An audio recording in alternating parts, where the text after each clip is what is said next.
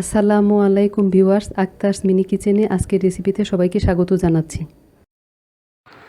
আজ আমি আলু বোখারার চাটনি তৈরি করব। এই চাটনিটা খেতে খুবই মজার হয়। আমি এখানে 250 গ্রাম আলু বোখারা আর এখানে হাফ কাপ পাকা তেঁতুল নিয়েছি। এখন আমি আলু বোখারার মধ্যে 1 কাপ আর পাকা তেঁতুলের মধ্যে 1 কাপ পানি দিয়ে 30 মিনিট ভিজিয়ে রাখবো।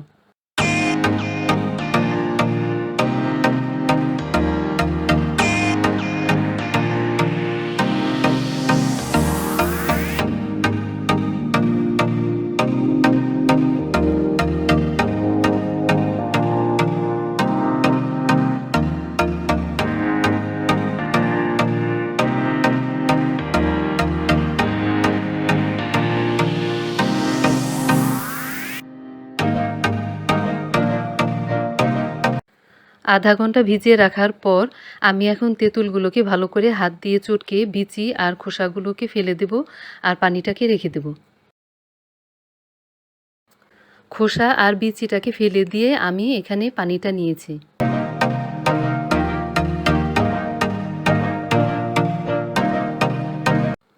আমি চুলায় একটি কড়াই বসিয়ে দিয়েছি। এখন এখানে আমি যে আলু বোখারাটা ভিজিয়ে রেখেছিলাম সে পানিটা এখানে দিয়ে দিচ্ছি।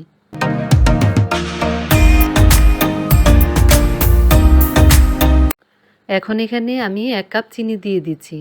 চিনিটা সম্পূর্ণরূপে গলে যাওয়ার পর তারপর আমি এখানে তেঁতুলের পানিটা দিয়ে দেব।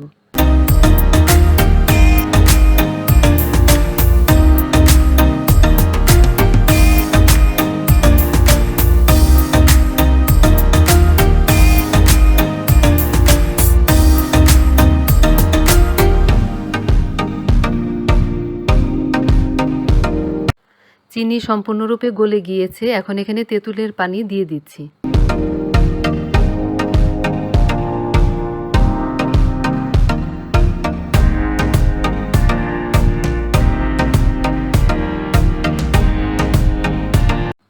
এখন এখানে 1 চা চামচ লবণ, 1 চা চামচ চিলি ফ্লেক্স আর 2 চা চামচ পাঁচফোড়নের গুঁড়া দিয়ে দিচ্ছি।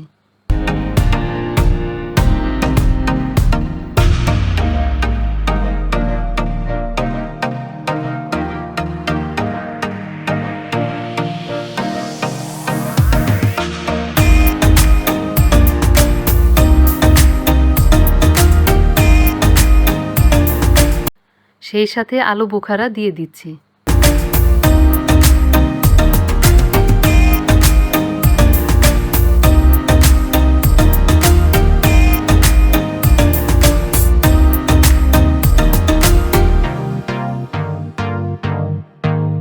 এখন এটাকে অনবরত নাড়তে থাকবো যতক্ষণ না পানিটা শুকিয়ে এটা ঘন হয়ে আসে।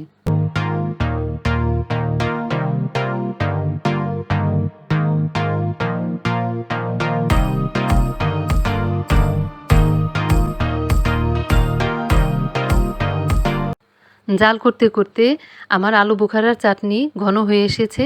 এখন এখানে 1 টেবিল চামচ ভিনেগার দিয়ে দিচ্ছি। যদি চাটনিটাকে সংরক্ষণ করে রাখা হয় তবে ভিনেগারটা দিতে হবে, আর সাথে সাথে খেয়ে ফেললে দিতে হবে না। আমি এটাকে 1 মিনিট জাল করব, তারপর নামিয়ে নেব।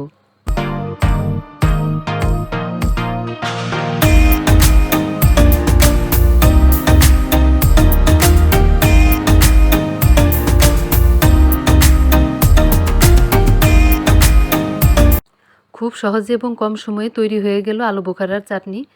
সবাই ভালো থাকবেন। আল্লাহ হাফেজ।